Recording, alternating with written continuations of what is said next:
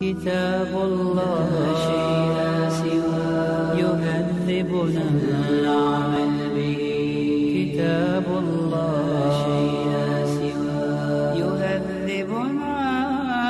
Programme پیش خدمت ہے قرآن آسان ہے. مفتی محمد اسماعیل تورو سے قرآن پاک سیکھنے کی سعادت حاصل کرتے ہیں. Recording engineer Wajid Mahmood. پیشکش اظہر نیاز. قرآن آسان ہے. هو معجزة الله الكبرى عن سر الكون يحدثنا الله تعالى أنزله ورسول الله معلمنا. أعوذ بالله من الشيطان الرجيم. بسم الله الرحمن الرحيم. كيف تكفرون بالله وكنتم أمواتا فأحياكم ثم يميتكم ثم يحييكم ثم إليه ترجعون. هو الذي خلق لكم ما في الأرض جميعا ثم استوى إلى السماء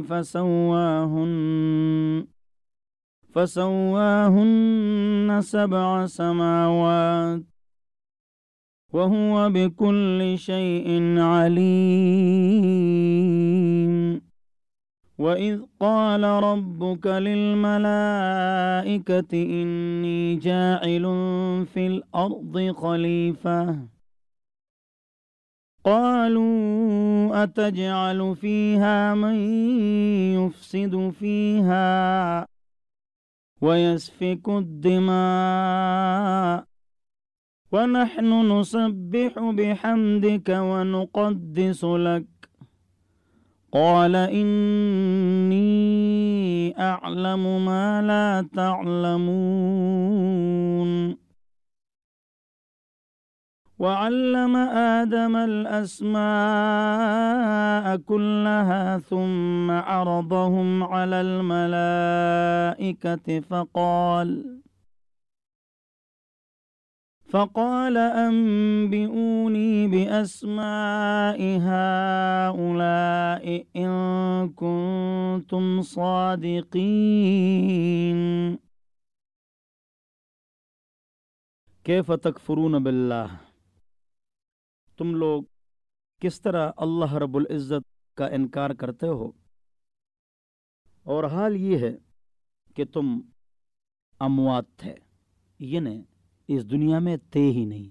جو ہم اس دنیا میں نہیں تھے اس کو اللہ نے فرمایا کہ تم اموات تھے. اس بات کو سمجھو. مردے تھے نہیں، عدم میں تھے ہی نہیں تھے. وَكُنْتُمْ أَمْوَاتًا، اور تم تھے اس دنیا میں نہیں، معدوم تھے، نہیں تھے. فَأَحْيَاكُمْ، پس اللہ رب العزت نے آپ کو زندگی دی. کس طرح زندگی دی؟ جواب، ماں کے رحم میں 120 دن نطفہ ٹھہرنے کے بعد. اس کی تشریح یہ ہے، فَأَحْيَاكُمْ، پس اللہ نے تمہیں زندگی دی. معدوم تھے یعنی اموات تھے. پھر اللہ نے ماں کی رحم میں آپ کو زندگی دی. کب؟ نطفہ 120 دن یعنی 4 ماہ تک ٹھہرنے کے بعد. اس کے بعد وہی اللہ ثم یمیتکم، پھر تمہیں موت دیں گے. ہم سب مریں گے، ہم سب جائیں گے اس دنیا سے. ثم یحییکم، پھر اللہ رب العزت آپ کو زندگی دیں گے. کون سی زندگی؟ برزخی زندگی. کون سی زندگی؟ برزخی زندگی. اس میں راحت و علم کا تصور ہوگا اسی قبر میں. ثم اماتہ فاقبر، انسان کو موت دے دی پھر اس کو قبر دے دی. فَإِذَا هُمْ مِنَ الْأَجْدَاثِ إِلَىٰ رَبِّهِمْ يَنْسِلُونَ، قبروں سے بھاگ بھاگ کے جائیں گے. اس میں عذاب قبر اور سزائے قبر کا ذکر ہے، اور راحت اور علم جو تصور ہے قبر کے بارے میں اس کی طرف اشارہ ہے. ثم یحییکم، موت کے بعد تمہیں دوبارہ زندگی دیں گے. ثم یحییکم، پھر دوبارہ زندگی دیں گے برزخی. اور راحت و علم کا تصور آپ کو ہوگا، اور راحت اور علم آپ محسوس کریں گے، اسی کے لیے زندگی دیں گے. اور اس راحت اور علم کا تصور اسی قبر کے ساتھ ہوگا جو دنیا میں ہے. دلیل ثم اماتہ فقبرہ، انسان مر گیا اور اس کو قبر دی گئی. کہاں؟ دنیا میں. ولا تقم علی قبرہ، اے نبی اس منافق کی قبر پر کھڑے مت ہو. کون سی قبر؟ دنیا میں. فَإِذَا مِنَ الْأَجْدَاثِ إِلَىٰ رَبِّهِمْ يَنْسِلُونَ، سارے لوگ قبروں سے بھاگ بھاگ کے اللہ کی طرف جائیں گے. کون سی قبر؟ دنیا کی قبر میں جگہ دی. دنیا کی قبر میں اے نبی مت کھڑے ہو. دنیا کی جو قبر ہے اس سے لوگ اٹھیں گے اور سر کو جھاڑیں گے.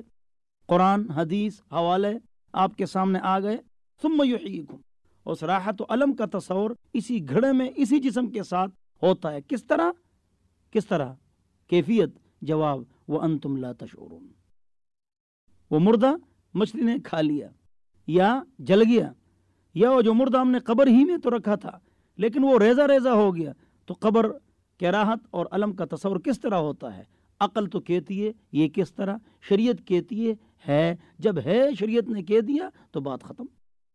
اذا وضع المیت فی قبرہ، جب میت کو قبر میں رکھا جاتا ہے، اتاؤ ملکان، اس کے پاس دو فرشتے آتے ہیں. فیقعدانہ او یجلسانہ، اس کو بٹھاتے ہیں. فیقولان لہو، دونوں فرشتے اس کو کہتے ہیں من ربک، تمہارا رب کون ہے، نبی کون ہے، دین کیا ہے. یہ اسی قبر کے بارے میں ساری باتیں ہو رہی ہیں. ہاں. ثم یحییکم، پھر برزخی زندگی آپ کو دیں گے. اب آگے ثم الیہ ترجعون، یہ تو برزخی زندگی عذاب و سزا کے لیے، راحت و علم کے لیے. پھر اس کے بعد پھر کا لفظ ہے ثم الیہ ترجعون، آخرت میں حساب و کتاب کے لیے تمہیں اٹھا لیا جائے گا. یہ تشریح اور اس آیت میں بہت زیادہ حوالے میں نے اس لیے پیش کر دیے کہ بعض لوگ کہتے ہیں کہ قرآن میں قبر کے عذاب کا یا راحت و علم کا تصور کہاں پر ہے، یا بعض لوگ عذاب قبر کو نہیں مانتے ہیں. تو ان حضرات کے لیے میں نے تھوڑی تشریح کر لی. دوبارہ سن لیجئے کس طرح تم اللہ کا انکار کرتے ہو. تم عدم میں تھے، وکنتم امواتا، تم معدوم تھے، نہیں تھے. فاحیاکم، ماں کے پیٹ میں تمہیں زندگی دی 120 دن کے بعد، 4 مہینے کے بعد. ثم یمیتکم، پھر تمہیں موت دیں گے جس طرح ہم مریں گے. ثم یحییکم، پھر تمہیں زندگی دیں گے. اس پر غور کرو. پھر زندگی دیں گے، یہ برزخی زندگی راحت و علم کے تصور کے لیے، اور اس کا تعلق اسی قبر کے ساتھ ہوتا ہے. اس پر میں نے کافی حوالے پیش کر دیے. اور اس کے بعد ثم الیہ ترجعون، ثم کو میں نے 3 بار پڑھا آپ کے توجہ کو جگانے کے لیے کہ پھر تم حساب و کتاب کے لیے دوبارہ تم اٹھا لیے جاؤ گے اور اللہ کی طرف لے جائے جاؤ گے. چاہے تم مانو یا نہ مانو، لے جائے جاؤ گے. بعض لوگ کہتے ہیں آخرت میں حساب و کتاب ہوگا، تو قبر کے عذاب کا تصور کیا ہے؟ حساب و کتاب تو آخرت میں ہوگا. تو اس کا جواب یہ کہ حساب و کتاب تو آخرت میں ہوگا، تو دنیا میں بھی اعمال کی سزا ملتی ہے؟ نہیں جی ملتی ہے. سنعذبہم مرتین، ہم دنیا کے بدعمالی کی سزائے دنیا میں مانتے ہیں. سنعذبہم مرتین، تو آخرت میں عذاب اور راحت اور حساب ہوگا. تو دنیا میں پٹائی کیوں ہوتی ہے؟ قرآن سے تو ثابت ہے سنعذبہم مرتین، دنیا میں بھی اور آخرت میں بھی. اور قبر اس کا ذکر میں نے کر دیا. تو دنیا میں بھی عذاب و سزا اور راحت و علم ہے، اور قبر میں بھی ہے اور آخرت میں بھی ہے. اور تینوں کا الگ الگ تذکرہ قرآن میں بھی موجود ہے اور حدیث میں بھی موجود ہے. اس کی مثال حصی بھی ہم سمجھ سکتے ہیں. ایک آدمی مجرم ہے، پولیس چلی گئی ان کے گھر اور ان کو مارا پیٹا، تھپڑ رسید کے گاڑی میں پھینکا، یہ ایک سزا ہو گئی. نمبر 2، اس کو حوالات میں ڈال دیا. ابھی عدالت میں کیس نہیں چلا ہے، اس کو مچھر کاٹ رہے ہیں اور راستے میں نیچے جو ہے نا بستر نہیں ہے. تو یہ بھی سزا ہے یا نہیں ہے؟ اور پھر عدالت میں جب کیس چلتا ہے تو اس کو سزا سنائی جاتی ہے. تو دنیا میں حصی اعتبار سے بھی پولیس لاتی ہے تو پٹائی، 2 حوالات میں رکھتے ہیں تو یہ بھی عذاب. اور اس کے بعد عدالت جب اس پر سزا سنائے تو تیسری مرتبہ یہ تکلیف اس کو آتی ہے. تو عدالت کا کیس اور عدالت میں سزا کا سنانا یہ کیا ہے؟ بعد میں ہے، یہ بعد میں ہے، لیکن اس سے پہلے 2 سزائیں ہیں۔ تو دنیا میں بدعمالی کی سزا ہوتی ہے، جیسے پولیس والے کسی کو لاتے ہیں پٹائی کر کر، قرآن میں بھی ہے نا، کہ کاش وہ وقت آپ دیکھ لیں کہ فرشتے ان لوگوں کی روح کو جب قبض کرتے ہیں تو ان کی پشتوں پر اور ان کے چہروں پر ان کی پٹائی کرتے ہیں۔ یہ کیا ہے؟ قرآن میں ہے، یضربون وجوہہم وادبارہم۔ تو حوالات میں پٹائی، گھر سے لاتے ہوئے پٹائی اور عدالت کے بعد پٹائی، اس طرح دنیا میں پٹائی، قبر میں پٹائی، آخرت میں حقیقی پٹائی۔ بس میں آ گئی۔ ثم الیہ ترجعون، پھر اللہ کی طرف لٹائے جاؤ گے۔ اللہ کی ذات وہی ہے جس نے تمہارے لیے زمین میں سب کچھ پیدا فرمایا۔ پھر ثم استوى الی السماء، پھر آسمان کی طرف متوجہ ہو گئے۔ فسواہن 7 سماوات، تو 7 آسمانوں کو پیدا فرمایا۔ آسمان کو کون مانتا ہے پتہ ہے؟ آسمان کو ہم مانتے ہیں مسلمان اور ہر مذہب والے، لیکن سیکولر سائنسدان آسمان کو نہیں مانتے ہیں۔ کیوں؟ پہلی بات تو یہ ہم اوپر دیکھتے ہیں تو یہ پانی کا عکس ہے یا انتہائی نظر ہے۔ ہم کو مردان، پشاور، کراچی نظر نہیں آتا ہے تو آسمان کیسے نظر آئے گا؟ آسمان کیسے نظر آئے گا؟ یہ نظر کی انتہا ہے، یا 3 حصے پانی اس کا عکس ہے، مختلف باتیں ہیں۔ آسمان کا تصور جو ہم کرتے ہیں یہ مذہب کی بنیاد پر کہ پاک رب نے فرمایا ہے، اور تمام مذاہب والے آسمان کو مانتے ہیں۔ سیکولر سائنسدان تو وہ آسمان کو نہیں مانتے۔ کیوں؟ سائنس کا کیا مطلب ہے؟ جو چیز مشاہدہ میں آ جائے اس کو مان لو۔ ان کے مشاہدہ میں یہ بات آئی نہیں، لہٰذا وہ عرش کو، کرسی کو، 7 آسمانوں کو، اس کو نہیں مانتے ہیں سیکولر سائنسدان۔ پاک رب نے فرمایا 7 سماوات، 7 آسمانوں کو پاک رب نے برابر فرمایا، اور وہ ہر چیز پر دانا ہے۔ اور یاد کرو اس وقت کو جب آپ کے رب نے فرشتوں کو کہا انی جاعل فی الارض خلیفہ، میں زمین میں اپنا خلیفہ بنا رہا ہوں۔ نبی زمین پر اللہ کا خلیفہ ہوتا ہے اور وہ اللہ کی بات لوگوں کو بتاتا ہے۔ قالوا اتجعل فیہا من یفسد فیہا ویسفک الدماء، فرشتوں نے فرمایا، عرض کیا کہ اے اللہ، آپ بنا رہے ہیں ان کو جو زمین میں فساد کریں گے اور خون بہائیں گے۔ وَنَحْنُ نُسَبِّحُ بِحَمْدِكَ وَنُقَدِّسُ لَكَ، ہم آپ کی تسبیح کرتے ہیں تعریف کر کر اور آپ کی پاکی بیان کرتے ہیں۔ پاک رب نے جواب میں فرمایا قال انی اعلم ما لا تعلمون، بے شک میں جانتا ہوں تم لوگ نہیں جانتے ہو، میں اس حکمت کو جانتا ہوں۔ لہٰذا اس سے یہ بات معلوم ہو گئی، مشورہ اپنے شاگرد سے، اپنے دوست سے اور ماتح سے آپ لے سکتے ہیں۔ قرآن میں ہے سورہ شورا، مشورہ کی صورت، وشاورہم فی الامر، اے نبی صحابہ سے مشورہ کیجئے، وشاورہم فی الامر۔ لہذا مشورہ جو ہے اس کی بڑی اہمیت ہے، ہر کام مشورے سے کرو تو ندامت نہیں ہوگی۔ شاعر کہتا ہے وقرن برأیک رأی غیرک واستشر فإن الحق لا يخفى على اثنین، اپنی رائے کے ساتھ کسی اور کی رائے کو بھی ملاؤ، حق بات 2 آدمیوں پر مخفی نہیں ہوتی۔ جس کا ترجمہ یہ ہے کہ ایک آئینے سے چہرے کو دیکھ سکتے ہو، گردن اور گدی کو نہیں، لیکن اگر آپ 2 آئینے ملا لیں تو آپ چہرے کے ساتھ گدی اور گردن کو بھی دیکھ سکتے ہیں۔ لہذا مشورہ کرنا چاہیے، اور گھر میں بھی گھریلو معاملات میں مشورہ کرنا چاہیے۔ بڑے بچے شادی شدہ ہو جاتے ہیں پھر وہ ناراض بھی ہوتے ہیں، تو مشورہ کرنا حکومت کے لیے فرض، لازم اور واجب اور ضروری ہے، لیکن عام جو مشورے ہیں یہ مستحب اور بہتر ہے، یہ کوئی ضروری نہیں ہے، سنت ہے، عمل کریں گے اس پر۔ وعلم آدم الاسماء، علم کی اہمیت کو اجاگر کرنے کے لیے پاک رب نے نام آدم علیہ السلام کو سکھا دیے۔ کون سے نام؟ کون سے نام؟ جواب قیامت تک تمام جو چیزیں آنے والی ہیں تمام نام، اور اس وقت کے موجودہ نام، ہر چیز کا اپنا اپنا نام۔ کلھا ثم عرضهم علی الملائکہ، درس میں سارے موجود تھے، پھر فرشتوں پر ان نام کو پیش کر دیے، ناموں کو، اور فرمایا اللہ نے کہ وہ نام مجھے بتاؤ اگر تم سچے ہو تو انہوں نے کہا ہم آپ کی پاکی بیان کرتے ہیں، لا علم لنا الا ما علمتنا، ہمارے پاس علم نہیں ہے سوائے اس کے جو آپ نے ہم کو دیا ہے، بے شک تو ہی العلیم الحکیم، جاننے والی ذات ہے اور حکمت والی ذات ہے۔ پھر پاک رب آدم علیہ السلام کی طرف متوجہ ہوئے اور فرمایا یا آدم، اے آدم، انبئہم باسمائہم، ان کو وہی نام بتاؤ، علم کی اہمیت۔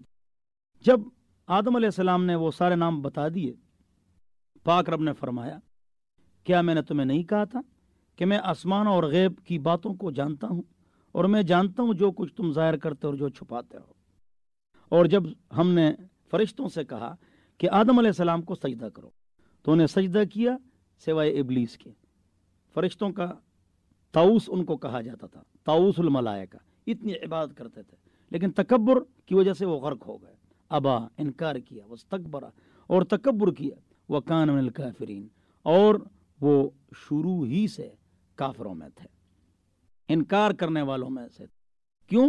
متکبر تھے، انہوں نے انکار کیا سجدے سے۔ اور ہم جو ہیں، ہم کو نماز کا حکم ہے تو ہم سجدے کرتے ہیں، مسلمان اللہ کی بات مانتے ہیں مسلمان۔ اس میں تکبر تھا ابلیس میں، اس نے ایک سجدے سے انکار کر دیا تو مردود، ملعون اور جہنم کا مستحق ہو گیا، وکان من الکافرین۔ تو یہاں ایک سوال اٹھتا ہے کہ آدم علیہ السلام کو سجدہ کیوں ہوا، تو یہ آئندہ درس میں بتائیں گے۔ وآخر دعوانا ان الحمدللہ رب العالمین۔ كتاب الله شيء لا سوى يهذبنا العمل به، كتاب الله شيء لا سوى يهذبنا۔ ابھی آپ پروگرام سن رہے تھے قرآن آسان ہے،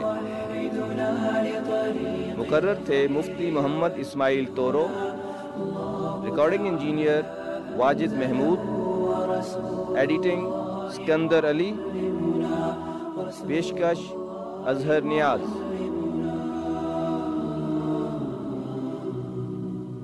هو معجزة الله الكبرى عن سر الكون يحدثنا، الله تعالى أنزله ورسول الله معلمنا، كتاب الله شيء لا سوى يهذبنا العمل به، كتاب الله شيء لا سوى يهذبنا۔ پروگرام پیش خدمت ہے قرآن آسان ہے، مفتی محمد اسماعیل تورو سے قرآن پاک سیکھنے کی سعادت حاصل کرتے ہیں، ریکارڈنگ انجینئر واجد محمود، پیشکش اظہر نیاز۔ قرآن آسان ہے۔ هو معجزة الله الكبرى عن سر الكون يحدثنا، الله تعالى أنزله ورسول الله معلمنا۔ اعوذ باللہ من الشیطان الرجیم، بسم اللہ الرحمن الرحیم۔ وقلنا يا آدم اسكن أنت وزوجك الجنة وكلا منها رغدا حيث شئتما ولا تقربا هذه الشجرة فتكونا من الظالمين۔ آپ حضرات کے سامنے یہ بات چل رہی تھی کہ آدم علیہ السلام کو فرشتوں نے سجدہ کیا تو غیر اللہ کو سجدہ کرنا تو حرام اور ناجائز ہے۔ جواب، پہلی بات یہ کہ جب اللہ نے حکم دے دیا تو بات ختم ہو گئی، حرام بھی اللہ نے کیا ہے اور حکم بھی اللہ نے دے دیا، ایک جواب۔ دوسرا جواب جو دیا ہے مفسرین نے وہ یہ دیا ہے کہ ہم کعبے کو سجدہ کرتے ہیں، جواب، ہم اللہ کو سجدہ کرتے ہیں، کعبے کی طرف ہمارا منہ ہوتا ہے، اللہ کے لیے سب نے سجدہ کیا، منہ آدم علیہ السلام کی طرف، آدم علیہ السلام کی اہمیت کو بتانے کے لیے جس طرح کعبے کی اہمیت ہے۔ تو بہرحال غیر اللہ کو سجدہ کرنا شرک ہے۔ شرک سمجھنا بہت آسان ہے، یہ کوئی مشکل کام نہیں ہے۔ دیکھو بت کے سامنے سجدہ کرنا شرک ہے، شرک ہے۔ ایک آدمی کو صبح شام سجدہ کرو، یہ جائز ہے؟ جواب یہ شرک ہے اور حرام ہے۔ وہی آدمی اگر مر جائے اور قبر میں چلا جائے اور اس کے سامنے سجدہ کرو تو وہ بھی شرک ہے۔ بس یہ شرک ہے، شرک کوئی مشکل نہیں ہے۔ نمبر 1 سجدہ کرنا بت کو، 2 زندہ انسان کو، 3 جب وہ مر جائے، یہ تمام شرک ہے۔ تعظیمی سجدہ اور محبت والا سجدہ اور یہ اصطلاحات، یہ چیزیں نہیں نکالنی چاہیے۔ بس غیر اللہ کو سجدہ کرنا یہ حرام ہے، شرک ہے، ناجائز ہے اور کفر ہے۔ کچھ ہوتے ہیں شرکیہ اور بدعیہ اعمال، مثلا بابا جی کے پاس ہم جھنڈا لے جاتے ہیں، قرآن حدیث میں نہیں ہے یہ چیزیں۔ وہاں جھنڈا لے جاتے ہیں، وہ کسی پارٹی میں نہیں۔ وہاں چادر لے جاتے ہیں، ان کو سردی گرمی لگتی نہیں۔ وہاں موم بتی لے جاتے ہیں، وہ رات کو ڈرتے نہیں۔ اگربتی لے جاتے ہیں، پھول پتیاں، وہ سونگھتے نہیں ہیں۔ وہاں تیل لے جاتے ہیں، وہ مالش کرتے نہیں ہیں۔ وہاں پر ہم جو ہے نمک لے جاتے ہیں، وہ چاٹتے نہیں۔ چینی لے جاتے ہیں، وہ کھاتے نہیں۔ وہاں پر ہم پیسے پھینکتے ہیں، بابا جی شاپنگ کرتے نہیں ہیں۔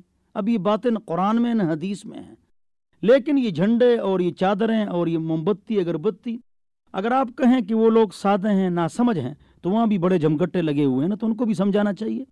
شرک سے بھی بچنا چاہیے اور شرکیہ اور بدعیہ اعمال سے بھی بچنا چاہیے۔ اس پر آپ کو ایک سچا لطیفہ سناتا ہوں، سچا، کوئی ناراض نہ ہو۔ سچا لطیفہ یہ ہے کہ سن 1985 میں کچہری کے اندر چند وکیل ایک ہندو LLB اور LLM وکیل کے سامنے کھڑے ہو گئے کہ آپ لوگ بتوں کے سامنے سجدہ کرتے ہیں تو یہ کیوں کرتے ہیں؟ اپنے ہاتھ سے بنا کر LLB اور LLM اور سجدہ کرتے ہو، تم سمجھتے نہیں ہو، عقل نہیں ہے۔ تو ہندو نے جو جواب دیا نا، سارے وکیلوں کو خاموش کر دیا۔ انہوں نے کہا یہ ہمارے بزرگ ہیں نا، ہم کھڑے کو پوچھتے ہیں، تم پڑے کو پوچھتے ہو، ہے نا؟ تم قبروں کے سامنے سجدہ نہیں کرتے ہو؟ کیا بزرگوں نے، اولیاء نے، جو ہمارے سروں کے تاج ہے، آنکھوں کا سرما ہے، ہم ان کے قدموں کی خاک ہے، کیا انہوں نے ہم کو منع نہیں کیا ہے؟ آپ کشف المحجوب پڑھیں، حضرت علی حجویری رحمہ اللہ، اور آپ فتول غیب پڑھیں، کتاب حضرت پیرانی پیر شیخ عبدالقادر جیلانی اللہ علیہ کی، وہ کتاب آپ پڑھیں، اس میں شرک اور بدعت پر رد ہے، توحید و سنت کا حکم ہے۔ لیکن ہم غلطی پر جا رہے ہیں، یہ ہماری اپنی غلطی ہے اور یہ ان بزرگوں کی غلطی نہیں ہے۔ یہاں ایک خاص بات بتاتا چلوں، وہ یہ ہے کہ دیکھو پاک پیغمبر کا ارشاد ہے، مسلم شریف کی روایت ہے کہ نہا رسول اللہ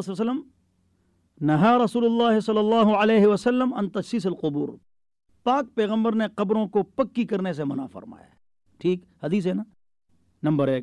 نمبر 2 اگلی روایت، وَأَن يُبْنَى عَلَيْهَا، یہ کہ اس کے اوپر تعمیر کی جائے، وَأَن يَقْعُدَ عَلَيْهَا، قبر کی بے ادبی کہ اس پر بیٹھ جاؤ، طحاوی شریف، وَأَن يَكْتُبَ عَلَيْهَا، یہ قبر کے اوپر لکھائی کرو۔ اب یہ جو باتیں ہیں یہ نبی علیہ السلام نے فرمائی ہے، صحابہ نے اس پر عمل کیا نہیں کیا۔ لیکن سلمان فارسی رضی اللہ عنہ کی قبر دیکھو، پشاور میں اصحاب بابا صحابی کی قبر دیکھو، افغانستان کے کابل میں صحابہ کی 2 قبریں دیکھو، افغانستان کے مزار شریف میں صحابہ کی قبریں دیکھو، اور آپ پنجگور میں جائیں تو قبریں 10-10 گز لمبی، اور اس پر تعمیر اور اس کو پکی کرنا، پتہ نہیں کیا کچھ کرتے ہیں۔ یہ نبی نے فرمایا تھا، صحابہ تو اس کے خلاف اٹھے تھے۔ یہاں ہم عرب کی تعریف کرتے ہیں کہ عرب والے جو ہیں وہاں پر 12,000 صحابہ کی قبریں ہیں، 12,000۔ باقی پوری دنیا میں صحابہ کی قبریں پھیلی ہوئی ہیں، 1,24,000 کم و بیش صحابہ تھے۔ صرف سعودی عرب کی جو قبریں ہیں الحمدللہ، ایک بالش، اونٹ کے کوہان جتنے، ساری قبریں کچی، پورا قبرستان کچا، مزہ آتا ہے۔ اللہ آپ سب کو حرمین شریفین کی بار بار زیارت نصیب فرمائے۔ وہاں یہ شرک و بدعت نہیں ہے، تمام تعمیرات وہاں ختم ہے، بس صرف قبر ہے، وہاں جا کر اللہ یاد آتا ہے۔ اور ہم نے جو یہاں پر قبروں کی جو حالت کی ہوئی ہے، تعمیرات، موم بتی، تو خوشبوئیں، پتہ نہیں کیا کچھ کرتے ہیں، ٹھیک ہے، لیکن محبت ٹھیک ہے، لیکن فرق مراتب اگر نکنی زندیقی، اگر مراتب کا فرق نہیں کرو گے تو زندیق بن جاؤ گے۔ لہذا محبت اپنی جگہ پر ٹھیک ہے، لیکن محبت میں فرق ہے۔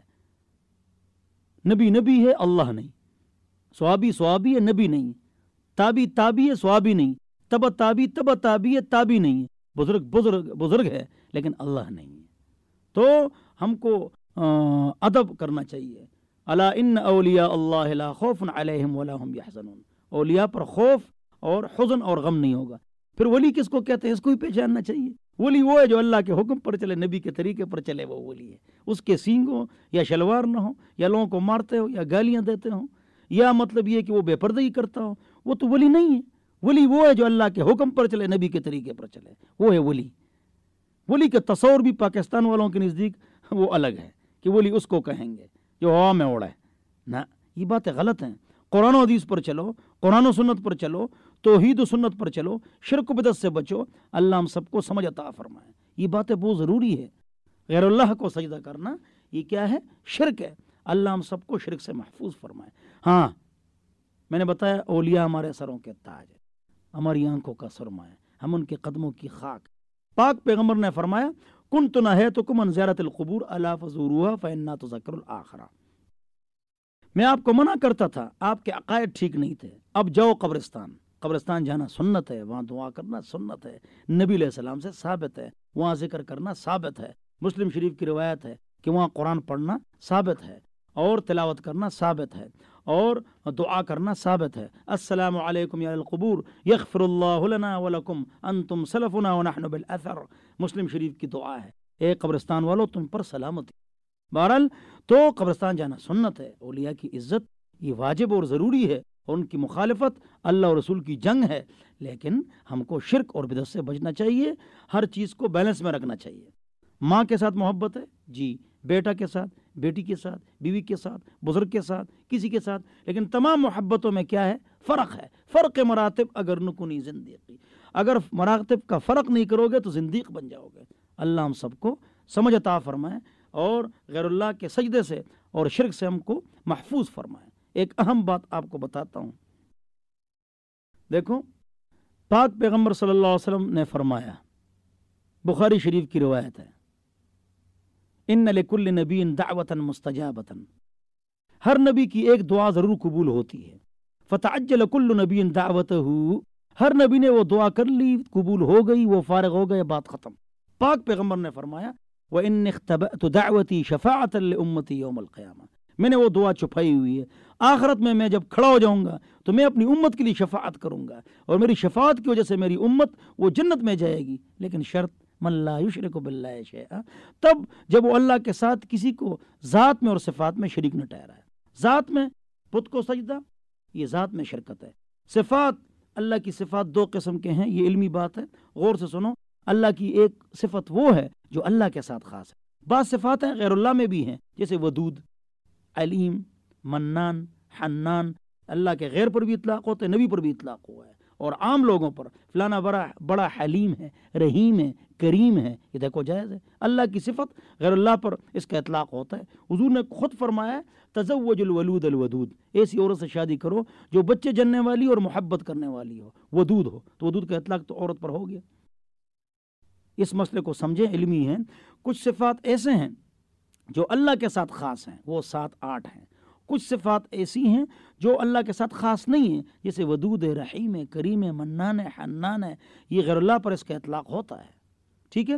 لہذا وہ صفات جو اللہ کے ساتھ خاص ہیں، قدوس، رحمان، عالم الغیب، قادر مطلق، یہ اللہ کے ساتھ خاص ہے. اس کو غیر اللہ میں اس کا اثبات کرنا یہ شرک ہے. آپ سمجھ گئے میری بات؟ تو اللہ کی ذات میں اس طرح یہ جملہ استعمال کرنا چاہیے، اللہ کی ذات اور صفات میں کسی کو شریک نہیں ٹھہرانا چاہیے. یہ بات غلط ہے. اللہ کی ذات میں اور وہ صفات جو اللہ کے ساتھ خاص ہے، اس میں کسی غیر کو اللہ کے ساتھ شریک ٹھہرانا یہ شرک ہے. یہ جملہ ہے. اللہ ہم سب کو شرک سے محفوظ فرمائے. اب ویسے ہر شخص کہتا ہے، ہر شخص کہ ہم کو نبی کی شفاعت مل جائے اور نبی کے ہاتھ کا حوض کوثر مل جائے. یہ ہر مسلمان دعا میں دعا کرتا ہے نہیں کرتا ہے. لیکن پاک پیغمبر کی حدیث نے بتایا کہ اگر آپ کو میری شفاعت چاہیے تو شرک سے بچو.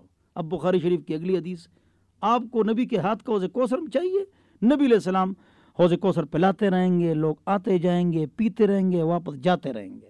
کچھ لوگ آئیں گے، حضور ان کو حوض کوثر پلائیں گے، فرشتے ان کو اٹھائیں گے، ہٹ جاؤ. حضور فرمائیں گے کیوں؟ صلی اللہ علیہ وسلم. فرشتے کہیں گے آپ کو پتہ ہے انہوں نے آپ کے بعد دین میں کتنے اضافے کیے ہیں، کتنی بدعات، مطلب یہ ہے کہ انہوں نے دین میں اضافہ کیے ہیں. دین کے اندر کوئی بھی اضافہ یہ بدعت ہے. لہذا اب ان کو آپ کے ہاتھ کا حوض کوثر نہیں ملے گا. نبی کی حدیث ہے، کسی عالم کی بات نہیں ہے، نبی کی حدیث ہے. آپ کے ہاتھ کا حوض کوثر نہیں ملے گا.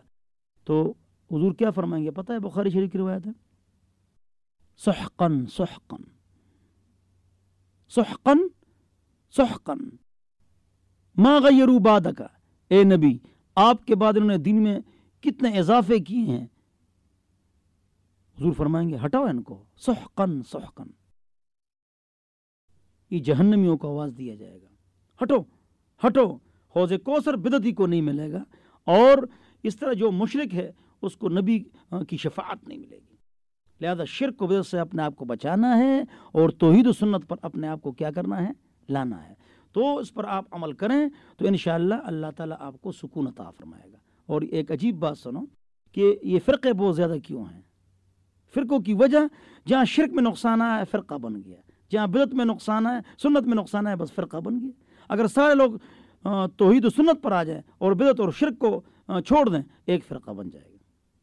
فرقواریت جو ہے یہ شرک و بدعت میں جب آدمی گھس جاتا ہے تو فرقے مختلف بنتے رہتے ہیں. بعض لوگ کہتے ہیں کہ یہ تو اچھا کام ہے جی، یہ تو کیا ہے؟ اچھا کام ہے. تو غور سے سنو، ہر اچھا کام اچھا نہیں ہوتا ہے. وہ اچھا کام اچھا ہوتا ہے جو نبی علیہ السلام کے طریقے کے مطابق ہو. دلیل سنو، مغرب کی کتنی رکعت ہے فرض؟ 3. ہم 4 پڑھیں گے، 1 رکعت زیادہ ہوگی، تلاوت زیادہ ہوگی. جائز ہے؟ غلط ہے. اگر قصدن کرو تو کفر ہے. تو 1 رکعت جب زیادہ بڑھ جائے گی تو اچھا کام ہے، یعنی اس میں سبق زیادہ ہوگا، سجدے 2 زیادہ ہو جائیں گے، رکوع. جواب، ہر اچھا کام اچھا نہیں ہوتا ہے. وہ اچھا کام اچھا ہوتا ہے جو نبی علیہ السلام کے طریقے کے مطابق ہو. اس طرح عید کے لیے اذان ہے نہیں، اگر کوئی اذان دے دے تو اذان ایک آدمی نے دے دی عید کے لیے، 2 آدمی بھاگ بھاگ کے آ گئے، انہوں نے کہا بھائی اذان عید کے لیے نہیں ہے. وہ کہے گا میں کوئی گالیاں تو نہیں دے رہا ہوں، اچھا کام کر رہا ہوں، اذان دے رہا ہوں نا. تو اس کا جواب یہ ہے کہ وہ اذان دے رہا ہے، یقیناً اذان اچھا کام ہے، لیکن اس موقع پر نبی سے ثابت نہیں، لہٰذا اچھا کام اچھا نہیں ہوتا ہے. وہ اچھا کام اچھا ہوگا جو نبی کے طریقے کے مطابق ہو. یہ جملہ یاد کریں، یہ بہت اونچا جملہ ہے، کروڑوں روپے کا جملہ ہے. ہر اچھا کام اچھا نہیں ہوتا ہے، وہ اچھا کام اچھا ہوتا ہے جو نبی کے طریقے کے مطابق ہو. بعض لوگ بدعات کرتے ہیں، اچھے نظریے سے بدعات کیے جاتے ہیں، وہ کہتے ہیں نبی نے منع کیا ہے، دکھاؤ نبی نے منع کیا ہے. اس کا جواب یہ ہے کہ نبی علیہ السلام نے عیدین کے لیے اذان سے منع کیا ہے؟ ایسی کوئی حدیث ہے کہ نبی نے یہ کہا ہو کہ عیدین کے لیے اذان مت دو؟ نہیں ہے. تو ہم دیں گے تو ٹھیک کریں گے یا غلط کریں گے؟ نبی نے تو منع نہیں کیا ہے، نبی علیہ السلام نے تو منع نہیں کیا ہے. جواب، اگرچہ منع نہیں کیا ہے لیکن سنت کے خلاف ہے، یہ اونچا کام ہے. لیکن صحابہ اور تابعین اور تبع تابعین نے عیدین کے لیے اذان نہیں دی تو ہم نہیں دیں گے. اگر دیں گے تو یہ بدعت ہے اور بدعت حرام ہے. کل بدعت ضلالہ وکل ضلالۃ فی النار. ہر بدعت گمراہی ہے اور گمراہی جہنم میں ہے.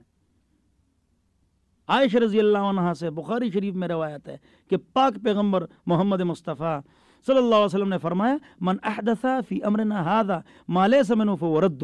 جو ہمارے دین میں ایسا کوئی اضافہ کرے جو ہمارے دین میں نہ ہو، وہ آدمی بھی مردود ہے اور وہ کام بھی مردود ہے.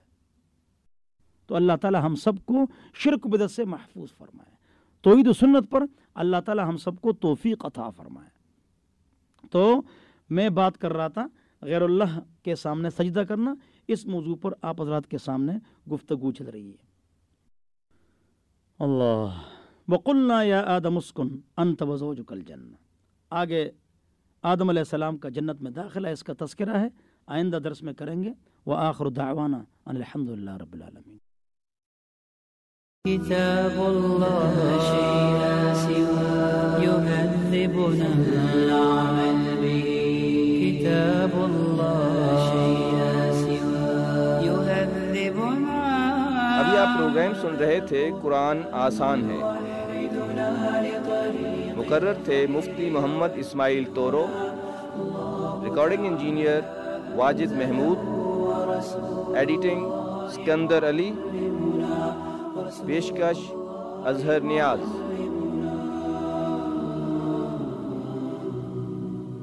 هو معجزة الله الكبرى عن سر الكون يحدثنا الله تعالى أنزله ورسول الله معلمنا.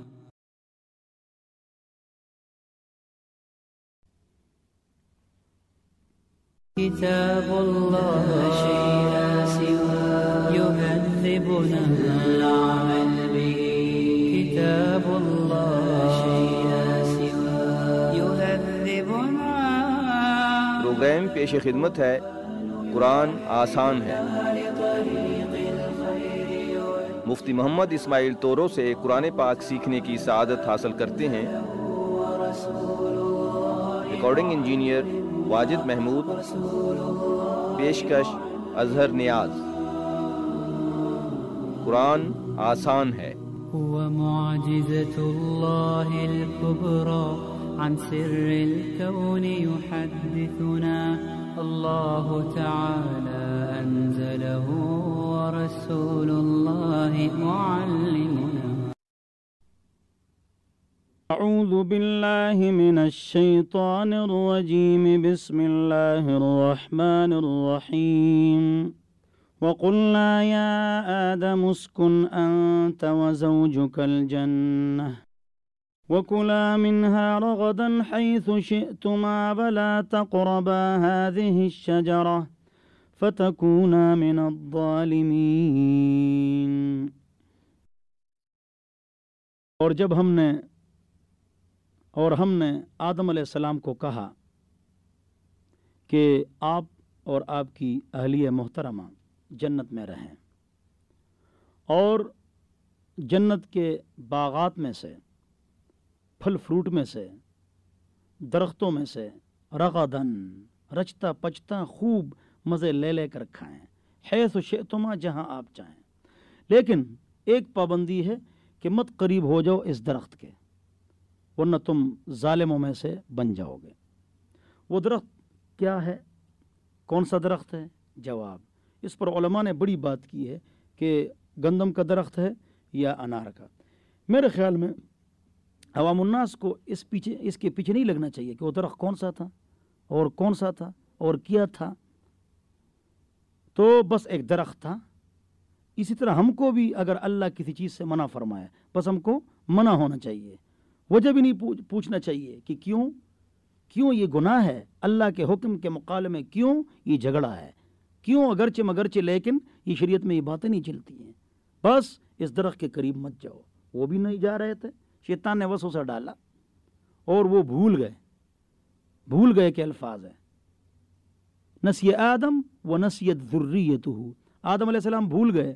بھولے سے جو کام ہوتا ہے نا اس میں گناہ نہیں ہوتا ہے، لیکن یہ اللہ ہے جو اپنے بندے سے بات چیت کر رہے ہیں، اس لیے وہ سختی فرما رہے ہیں. اگر یہ سختی اور یہ بات آدمی خود کوٹ کر کے ان کے خلاف سخت الفاظ استعمال کرے نبی کے بارے میں یا صحابی کے بارے میں تو یہ کفر اور گمراہی تک یہ بات لے جاتے ہیں. قرآن میں ہے، حدیث میں ہے کہ وہ بھول گئے. جب بھول گئے تو بھول پر پکڑ نہیں ہے، لہذا وہ بھول گئے اور قریب ہو گئے. کون سا درخت تھا؟ اس کے پیچھے نہیں جانا چاہیے. یہاں ضروری ہے یہ بات کہ میں آپ کو بتاؤں کہ بہت لوگ سوالات کرتے ہیں اور سوال وہ کرنا چاہیے جو اختلافی نہ ہو. وہ سوال کرنا چاہیے جو ہماری قبر اور آخرت کو ٹھیک کرے. ایسے سوال جو دوسرے کو خاموش کرنا یا نالج برائے نالج، یہ غلط ہے. مثلا ایک آدمی نے مجھ سے سوال کیا، مفتی صاحب موسیٰ علیہ السلام کی والدہ کا کیا نام ہے؟ یہ اکثر لوگ پوچھتے ہیں. مجھے آج تک یہ بات سمجھ میں نہیں آئی کہ یہ کیوں پوچھتے ہیں، ورنہ تمام انبیاء کی والدہ کا نام پوچھے نا. ہمارے ایک استاد تھے، ان سے کسی نے پوچھا موسیٰ علیہ السلام کی والدہ کا کیا نام ہے؟ اس نے کہا کہ بتاؤ کہ ان کے والد کا کیا نام ہے. پہلی بات. دوسری بات، والد کے نام کا تذکرہ حدیث میں ہے، والدہ کے نام کا تذکرہ قرآن و حدیث میں نہیں ہے. تو جو چیز حدیث میں وہ آپ کو معلوم ہے کیا نام ہے. اور والدہ کا نام اگر میں بتاؤں تو شیس علیہ السلام کی والدہ کا نام بھی پھر بتاؤ نا، ادریس، ہارون، تو بہت باتیں جمع ہو جائیں گی. ضرورت کیا ہے؟ جو شریعت نبی لے کر آئیں اس پر آپ چلیں. تو والد کا نام جو ہے نا وہ عمران ہے اور والدہ کا نام جو نا ارخیہ ہے. تو یہ لوگ پوچھتے کیوں ہیں، یہ بات مجھے سمجھ میں نہیں آ رہی تھی، لیکن اب مجھے کسی نے بتایا ہے کہ لوگ کیوں پوچھتے ہیں۔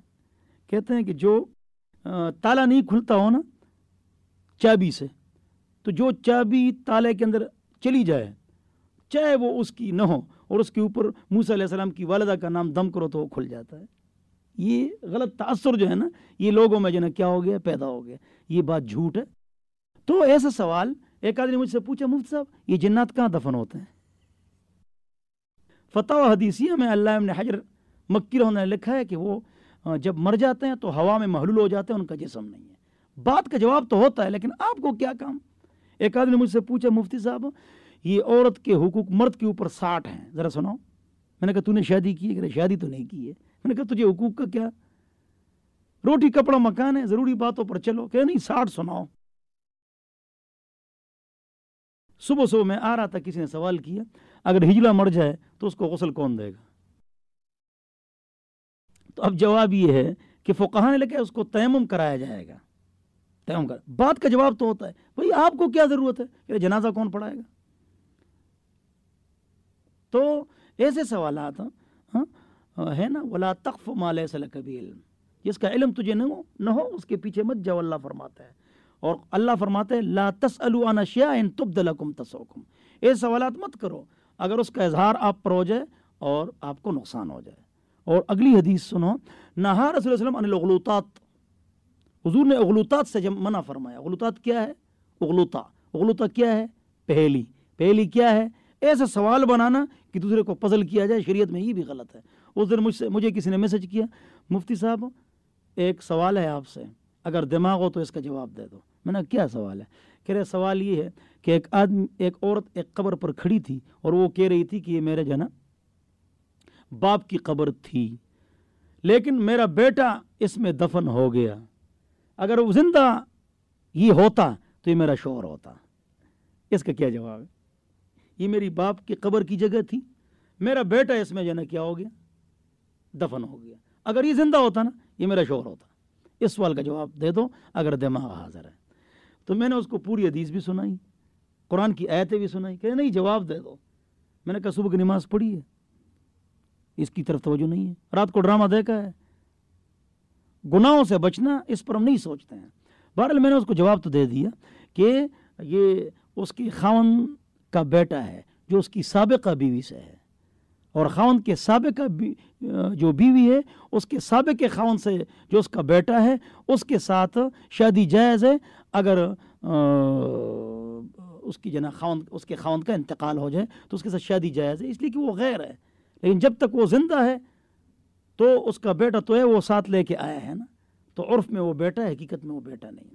بہرحال ایسے سوالات، وہ چیز بتاؤ جو رات کو کالی ہوتی ہے، دن کو جو ہے نا وہ روشن ہوتا ہے، پیو تو حرام ہے اور کھاؤ تو حلال ہے، اور عورت زندگی میں ایک بار اور مرد زندگی دن میں 3 بار استعمال کرتا ہے، شروع میں میم آتا ہے، قرآن میں اس کا تذکرہ 5 مرتبہ ہے، بتاؤ کیا ہے؟ اس آدمی پر بھی یہی سوال ہم کر سکتے ہیں۔ یہ باتیں ضروری ہیں، جو اس موضوع کو میں نے چھیڑا یہ ضروری ہے، ہم آپ کو روک رہے ہیں ایسے سوالات سے۔ ایسا سوال کرو آپ کی آخرت بن جائے، آپ کی آخرت بن جائے، قبر بن جائے۔ تو اغلوطات پہلیوں سے منع کیا گیا ہے، تو وہ چیز بتاؤ جی وہ کون سی ہے؟ تو میں ان کی تربیت کرتا ہوں کہ اس سے بچنا چاہیے۔ بہرحال میں نے جواب دے دیا، اس سے مراد عورت کا مہر ہے، لیکن اور اس پر نیٹ میں باقاعدہ یعنی انعامات مقرر ہوتے ہیں۔ میرے خیال میں یہ کفریہ طاقتوں کی سازش ہے کہ علماء کو یہ عوام پزل کرے اور پریشان کرے۔ اب کس کو اس کے جوابات آتا ہے کہ یہ دین ہے، تمہیں کچھ آتا ہی نہیں، تجھے موسیٰ علیہ السلام کی والدہ کا نام معلوم نہیں ہے؟ تو اگر معلوم نہیں ہے تو کیا ہو گیا؟ اللہ ہم سب کو سمجھ عطا فرمائے، اللہ ہم سب کو دین کی سمجھ عطا فرمائے۔ ایسا سوال ہرگز نہ کرو جس سے دوسرے کو پزل کرو یا خاموش کرو، یا اختلافی سوال ہو وہ فساد کا ذریعہ بن جائے اور دوسرے کو خاموش کیا جائے، ذلیل کیا جائے۔ ایسے سوالات سے کیا کرنا چاہیے؟ بچنا چاہیے۔ الشجرہ، اس درخت کے قریب مت جاؤ۔ کون سا درخت؟ بس تفصیل میں مت جاؤ۔ فَأَزَلَّهُمَ الشَّيْطَانُ، شیطان نے ان کو ڈگمگایا اور دونوں نے وہ درخت کھا لیا اور دونوں نکل گئے۔ یہاں بہت اہم نقطہ ہے کہ تمام علماء کرام 99% اور مفسرین جو تفسیر بیان کرتے ہیں، اور عمومی طور پر ایک غلط بات ہمارے ذہنوں میں ڈالی گئی ہے، اور وہ غلط ہے۔ وہ کیا ہے کہ عورت نے مرد کو خراب کیا، عورت کے خلاف۔ حوا علیہ السلام نے آدم علیہ السلام کو خراب کیا، حوا علیہ السلام نے آدم علیہ السلام کو جنت سے نکالا، حوا علیہ السلام نے شیطان کے وسوسے کو مان کر مرد کو آمادہ کر دیا کہ آپ اس درخت کو کھا لیں۔ یہ ساری باتیں کی جاتی ہے، غور سے سنو، توجہ سنو۔ یہ بات تورات کی ہے، جو محرف کتاب انجیل کی ہے۔ پنڈورا بکس جو اس کو کہتے ہیں، وہ یہاں سے نکلا ہے کہ عورت کی جو نا گمراہی کی وجہ سے یہ انسانیت گمراہ ہو گئی، یا عورت نے آدم علیہ السلام کو خراب کر دیا۔ نعوذ باللہ، نعوذ باللہ۔ یہ بات بالکل غلط ہے۔ حوا علیہ السلام پر بات ڈالنا یا کسی عورت پر بات ڈالنا اور یہ مشہور کرانا، یہ خلاف شریعت ہے۔ دیکھیے قرآن کو دیکھو، فَأَزَلَّهُمَا الشَّيْطَانُ، شیطان نے دونوں کو ڈگمگایا۔ آدم کا نام لیا یا عورت کا؟ پورے قرآن کا مطالعہ کریں، دونوں کو وسوسہ ڈالا، دونوں نے وسوسہ مانا، دونوں قریب ہو گئے۔ دونوں دونوں دونوں دونوں دونوں کے الفاظ ہیں، قرآن کے الفاظ تثنیہ کے ہیں۔ تورات اور انجیل میں کیا ہے؟ مفرد الفاظ ہے۔ حوا نے یہ کیا اور آدم خراب ہو گئے، حوا نے یہ کیا، اس میں عورت کی بے عزتی ہے۔ یہ تو یہودی اور عیسائی کتابیں ہیں جس میں یہ باتیں مشہور ہیں۔ ہمارے اسلام میں یہ ہے کہ دونوں کو وسوسہ ہوا، دونوں نے کھا لیا، دونوں کے کپڑے نکل گئے، دونوں نے اللہ، دونوں دونوں دونوں کا لفظ ہے۔ اس کو عام کریں، اس بات کو عام کریں، جو کہ لوگوں کے ذہنوں میں یہ بات غلط ڈالی گئی ہے۔ فَأَزَلَّهُمَا الشَّيْطَانُ، شیطان نے دونوں کو ڈگمگایا اور ان کو جنت سے نکالا، نعمتوں سے نکالا۔ ہم نے کہا کہ سارے نیچے چلے جاؤ، آدم علیہ السلام، حوا علیہ السلام اور شیطان اور یہ سب اب نیچے چلے جاؤ، نیچے جاؤ۔ بعضکم لبعض عدو، بعض کے جنا کیا ہے؟ دشمن ہے، یعنی شیطان انسانوں کے دشمن ہے، اور زمین میں تمہارے لیے مستقر ہے، قرار کی جگہ ہے، اور ومتاع الی حین، کچھ وقت تک آپ فائدہ حاصل کریں۔ متاع فائدے کو کہتے ہیں۔ متاع حقیقت میں جس کپڑے سے برتنوں کو مانجا اور صاف کیا جاتا ہے اس کو کہتے ہیں متاع، اس کو کیا کہتے ہیں؟ متاع۔ لہٰذا دنیا تمہارے لیے متاع ہے، تو متاع کی حیثیت اللہ کے ہاں کیا ہے؟ وہ چھوٹا کپڑا جس سے برتنوں کو مانجا اور صاف کیا جاتا ہے۔ ومتاع الی حین۔ اب آدم علیہ السلام خفا ہیں، کوتاہی ہو گئی ہماری نسبت سے نہیں، شریعت کی نسبت سے جانا یہ کیا ہے؟ یہ غلطی ہے ہی نہیں، یہ بات یاد رکھو، اس لیے کہ وہ بھول تھا، لیکن ان کا اللہ کے ساتھ تعلق ہے نا، عاشق اور معشوق کا انداز ہے۔ لہٰذا فرماتے ہیں کہ آدم علیہ السلام خفا ہیں، رو رہے ہیں، سجدے کر رہے ہیں۔ آدم علیہ السلام کے دل میں اللہ تعالیٰ نے ایک بات ڈال دی۔ یہ دلوں میں بات ڈالنے والی ذات اللہ کی ہے، اور وہ کیا ہے؟ فَتَلَقَّىٰ آدَمُ مِن رَّبِّهِ کلمات، کچھ کلمات آدم علیہ السلام نے اللہ سے، اپنے رب سے حاصل کر دیے، دل میں ڈال دیے۔ وہ کون سے الفاظ ہیں؟ ربنا ظلمنا انفسنا وَإِن لَّمْ تَغْفِرْ لَنَا وَتَرْحَمْنَا لَنَكُونَنَّ مِنَ الْخَاسِرِينَ۔ شیطان تنگ کرتا ہے کہ تم تو بدعمل ہو، جواب کلکم خطاؤن، نبی علیہ السلام فرماتے تم سارے کے سارے گناہگار ہو۔ بہترین گناہگار وہ ہے جو کیا کرے؟ توبہ کرے۔ نبی اور فرشتے سے غلطی نہیں ہوتی، یاد رکھو، باقی ہم سب خطا کار ہیں۔ شیطان آپ کو تنگ نہ کرے۔ تقریروں کا مقصد یہ جو پابندی سے گناہ کرتے ہیں ان کو چھوڑو۔ کبھی کبھی غلطی مجھ سے بھی ہوگی، آپ کو قرآن کا درس دے رہا ہوں، سب سے ہوگی، اللہ سے معافی مانگیں گے انشاءاللہ، اللہ خوش ہوں گے۔ فَتَلَقَّىٰ آدَمُ مِن رَّبِّهِ کلمات فَتَابَ عَلَيْهِ، اللہ نے کیا کر دیا؟ رجوع کر دیا۔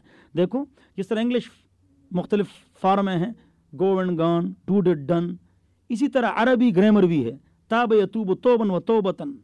یہ عربی گرامر بہت وسیع ہے، 65,500 صیغے ہیں۔ انگلش تو گو اینڈ گان اور اس کے ساتھ ہیلپنگ ورب لگتا ہے تو جملہ تبدیل ہوتا ہے، اس کی کیفیتیں 12 ہے، بس یہ گرامر ہے عربی انگلش کی، بات ختم۔ عربی جو گرامر ہے دیکھو، گو اینڈ گان، بات ختم، اب ہیلپنگ ورب لگاؤ۔ لیکن شریعت کی جو گردان فارم ہے وہ کیا ہے؟ ضرب یضرب ضربا فهو ضارب وضرب یضرب ضربا فذاک مضروب لم یضرب، یہ بہت لمبا ہے، پھر ہر ایک کے 14 صیغے ہیں، یہ وسیع زبان ہے عربی۔ تو فرماتے ہیں کہ توبہ کا معنی کیا ہے؟ تاب یتوب، گردان، فارم، رجوع کرنا۔ کیوں ہم نے اللہ کی طرف رجوع کر لیا؟ کیوں؟ تلک حدود اللہ فلا تعتدوها، اللہ کی باؤنڈریوں سے ہم نکلے تھے، واپس آئے، توبہ کر لیا، لہٰذا فتاب علیہ، تو اللہ نے بھی رجوع کر لیا اور آپ کو معاف کر دیا۔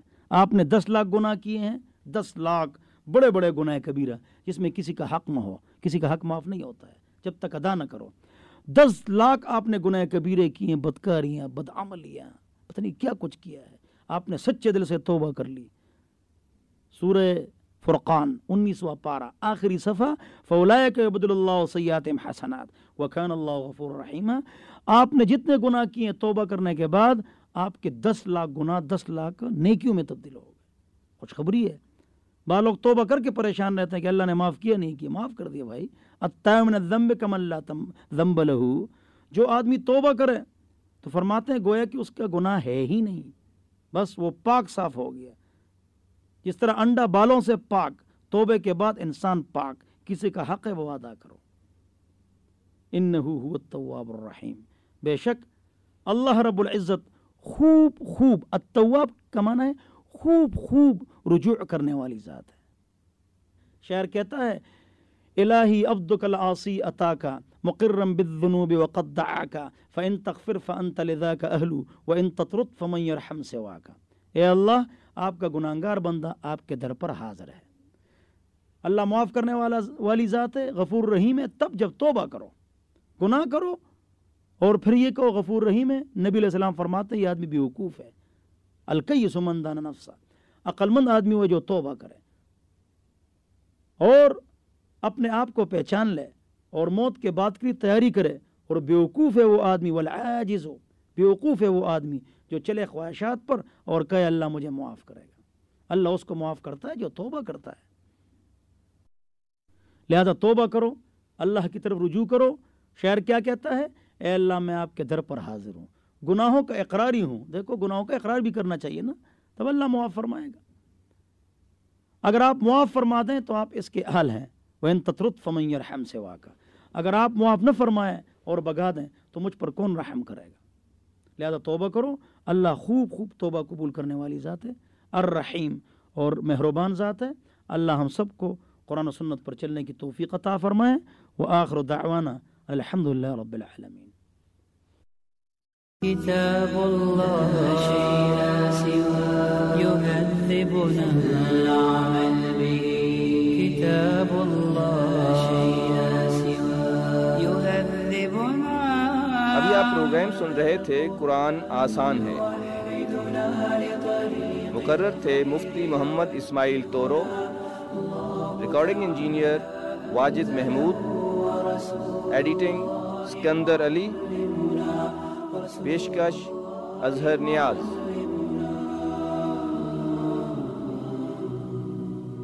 هو معجزة الله الكبرى عن سر الكون يحدثنا، الله تعالى أنزله ورسول الله معلمنا، كتاب الله شيء لا سوى يهذبنا العمل به، كتاب الله شيء لا سوى يهذبنا۔ پروگرام پیش خدمت ہے قرآن آسان ہے۔ مفتی محمد اسماعیل طورو سے قرآن پاک سیکھنے کی سعادت حاصل کرتے ہیں۔ ریکارڈنگ انجینئر واجد محمود، پیشکش اظہر نیاز۔ قرآن آسان ہے۔ هو معجزة الله الكبرى عن سر الكون يحدثنا، الله تعالى أنزله ورسول الله معلمنا۔ أعوذ بالله من الشيطان الرجيم، بسم الله الرحمن الرحيم۔ يا بني إسرائيل اذكروا نعمتي التي أنعمت عليكم وأوفوا بعهدي أوف بعهدكم وإياي فارهبون۔ وآمنوا بما أنزلت مصدقا لما معكم ولا تكونوا أول كافر به ولا تشتروا بآياتي ثمنا قليلا وإياي فاتقون ولا تلبسوا الحق بالباطل وتكتموا الحق وأنتم تعلمون وأقيموا الصلاة وآتوا الزكاة واركعوا مع الراكعين أتأمرون الناس بالبر وتنسون أنفسكم وأنتم تتلون الكتاب أفلا تعقلون واستعينوا بالصبر والصلاة وإنها لكبيرة إلا على الخاشعين الذين يظنون أنهم ملاقو ربهم وأنهم إليه راجعون۔ اے یعقوب علیہ السلام کی اولاد، یاد کرو میری نعمت جو میں نے تمہارے اوپر کی ہے، اور میرا عہد و پیمان پورا کرو تو میں بھی پورا کر لوں گا، اور صرف مجھ ہی سے ڈرو، اور ایمان لے آؤ اس کے اوپر جو میں نے اتارا ہے، جو تمہارے پاس ہے، جو تمہارے پاس کتاب ہے، یہ اتار کردہ اس کی تصدیق کرتا ہے۔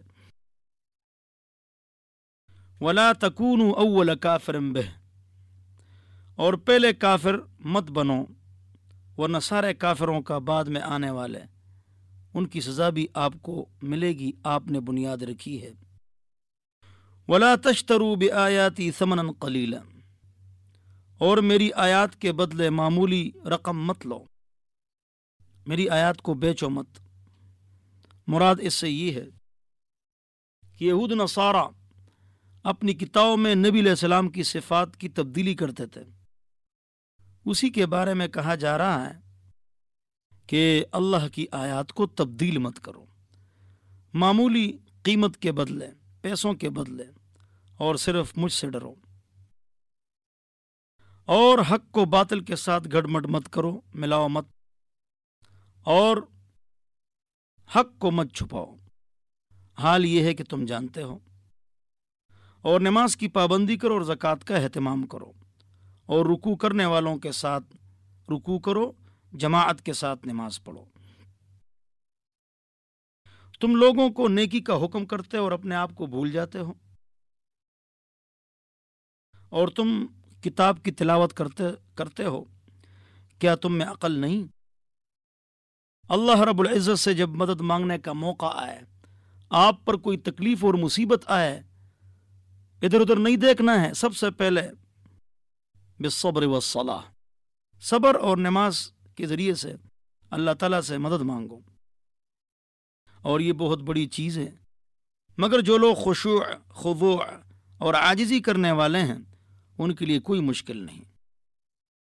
خشوع، خضوع اور عاجزی کرنے والے مسلمان وہ ہیں جو پکا یقین رکھتے ہیں کہ وہ اپنے رب کے ساتھ ملاقات کریں گے، اور یہ لوگ اللہ ہی کی طرف رجوع کرنے والے ہوں گے۔ قرآن آسان ہے کے حوالے سے ہم حاضر ہیں، تلاوت، اس کا ترجمہ اور اس کی تشریح اور تفسیر یہ بیان کی جاتی ہے۔ اختلافات سے بچ کر، کسی کا نام لے کر اس پر تنقید کر کے، اس سے بچ کر امت کو جوڑنے کی نیت سے آپ حضرات کے سامنے مختلف دروس ہوتے ہیں۔ اللہ ہم سب کو قرآن و سنت پر چلنے کی توفیق عطا فرمائے۔ شاعر کہتا ہے، جمیع العلم فی القرآن ولکن جمیع العلم فی القرآن ولکن تقاصر عنہ افہام الرجال،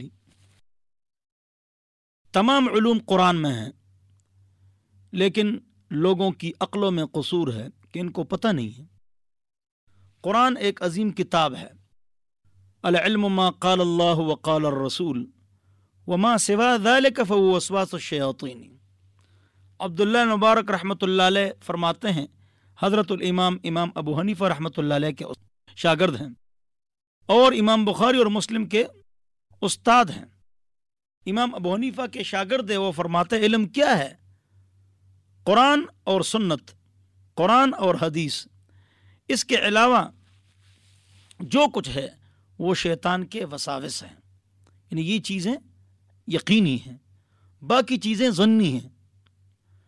قرآن و حدیث کے علاوہ اور اس کی خدمت کے لیے جو دیگر علوم ہیں 14، وہ بھی اسی خدمت میں شامل ہے اور ان کا حکم قرآن و حدیث ہی کی طرح ہے، ثواب وہی ہے۔ علم ادب ہے، صرف ہے، نحو ہے، اسماء الرجال ہے، اصول فقہ ہے، اصول حدیث ہے، اصول قرآن ہے۔ تو قرآن کی تفسیر آپ حضرات کے سامنے چل رہی ہے۔ قرآن کا خلاصہ 3 چیزیں ہیں، توحید، رسالت، قیامت۔ تو یہاں توحید، رسالت اور قیامت سب کا تذکرہ موجود ہے کہ اے لوگو اپنے رب کی عبادت کرو اور پاک پیغمبر پر ایمان لے اور قرآن کو حق جانو۔ اس پر تفصیلی گفتگو آپ حضرات کے سامنے گزر گئی۔ پھر دنیا شروع ہوئی اور آدم علیہ السلام پیدا کیے گئے اور ان کو سجدہ ہوا ان کی طرف منہ کر کے، اور جب روح پھونکی گئی تو انہیں سب سے پہلے کہا، اللہ تعالیٰ نے فرمایا اولئک النفر من الملائکہ، یہ فرشتے بیٹھے ہوئے ہیں، جاؤ فسلم علیہم، ان کے اوپر سلام کہو۔ انہیں سلام کیا، فرشتوں نے کہا وعلیکم السلام ورحمۃ اللہ۔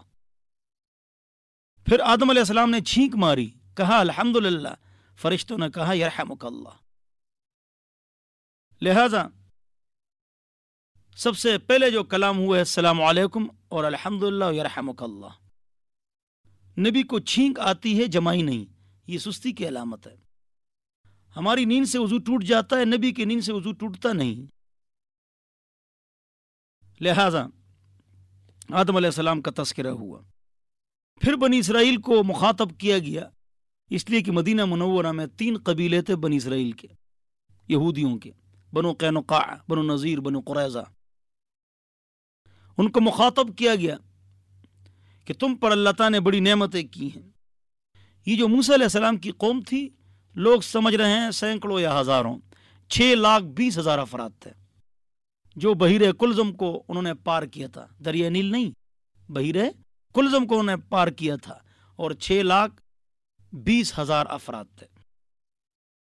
اس وقت ان کا درجہ سب سے اونچا تھا، فضلتکم علی العالمین، تمام عالمین جہانوں میں ان کو فضیلت حاصل تھی، لیکن وہ ان کو برداشت نہ کر سکے، وہ اس فضیلت کو برداشت نہ کر سکے اور راندہ درگاہ ہو گئے، ذلیل ہو گئے، اور پاک پیغمبر کی مخالفت کی اور مختلف طریقوں سے، اوپر سے پتھر گرا کر یا زہر کھلا کر اور جادو کر کے، مسلم شریف کی روایت ہے، حضور اکرم صلی اللہ علیہ وسلم کو نقصان پہنچایا گیا، لیکن پاک پیغمبر اللہ کی مدد سے صحیح سالم رہے اور کوئی تکلیف حضور اکرم صلی اللہ علیہ وسلم کو نہیں ہوئی۔ بہرحال ان کو دعوت دی گئی کہ اللہ نے آپ پر بڑی نعمتیں کی ہیں، صرف مجھ ہی سے ڈرو، قرآن پر ایمان لے آؤ۔ اس سے یہ بات معلوم ہو گئی کہ اللہ تعالیٰ نے جس کو جو نعمت دی ہے اس پر اس کو شکریہ ادا کرنا چاہیے، ورنہ اللہ تعالیٰ نعمت چھین لیتے ہیں۔ لئن شکرتم لازیدنکم ولئن کفرتم ان عذابی لشدید۔ ہر وقت اللہ تعالیٰ کا شکر کرو، دین میں اپنے سے اوپر اور دنیا میں اپنے سے نیچے کو دیکھو، ہر حال میں شکر و صبر کے ساتھ رہو، پریشان نہیں رہو گے، اور محنت کرو۔ اپنے ایمان پر بھی شکر کرنا چاہیے، یا اللہ شکر ہے ہم کو مسلمان پیدا کیا ہے، تو آخر وقت میں کلمہ نصیب ہو جاتا ہے۔ آگے فرمایا کہ سب سے پہلے کافر مت بنو اے یہود و نصارہ، اس قرآن کے اوپر سارا گناہ آپ کو ملے گا۔ کیوں؟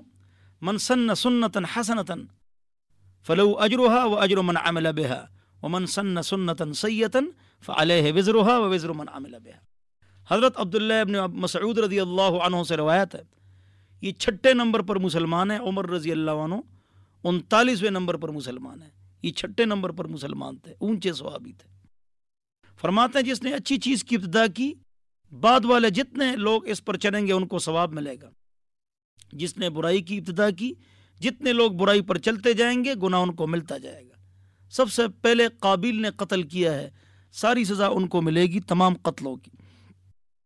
تو پہلے کافر مت بنو، گناہ کی بنیاد مت رکھو. آگے جو فرمایا گیا کہ اللہ کی آیات کو مت بیچو، اللہ کی آیات کو مت بیچو. بعض لوگوں نے اس کا غلط مطلب لیا ہے کہ حضرات علماء کرام جو مسجدوں میں تنخواہ لیتے ہیں یہ ناجائز ہے، یہ مطلب یہاں سے لیا ہے. نبی نے یہ فرمایا کہ ان اجر الا علی اللہ، میرا اجر جو ہے وہ اللہ کے اوپر ہے. اور پاک رب فرماتے ولا تشتروا بآیاتی ثمنا قلیلا. تو یہ حوالے پیش کر کر کہتے ہیں کہ قرآن پر اور پڑھانے کے اوپر اور تعلیم و تدریس جو دین کی تدریس ہو اس پر اجرت لینا جائز نہیں ہے. یہ بات غلط ہے اور درست نہیں ہے.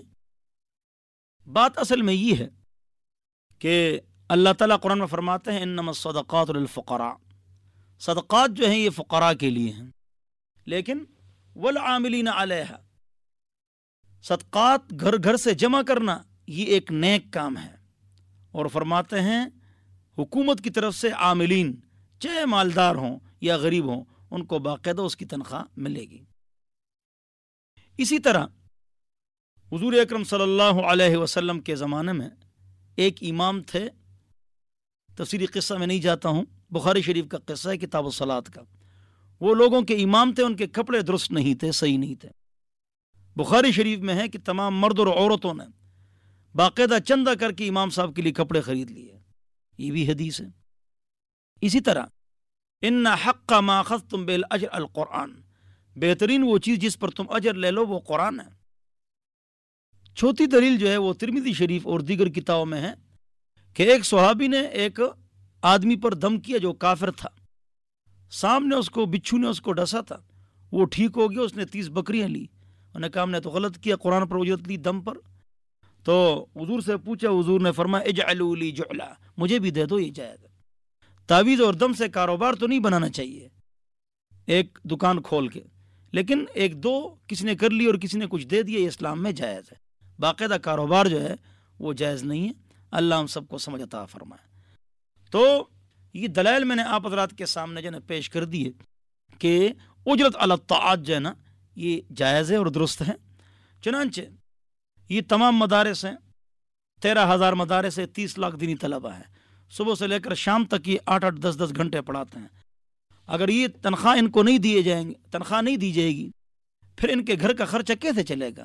یا کام کریں گے یا عالم بنائیں گے. جن لوگوں کا یہ موقف ہے کہ تنخواہ آرام ہے ان کے کوئی مدارس نہیں، نہ ان کے بڑے بڑے علماء ہیں.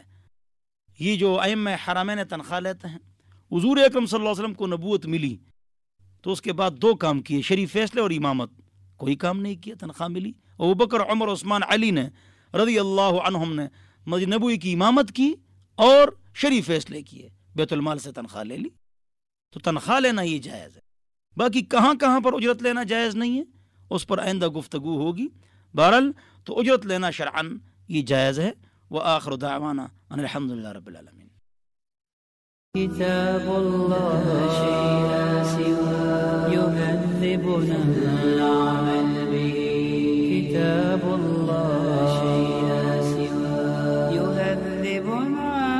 ابھی آپ پروگرام سن رہے تھے قرآن آسان ہے.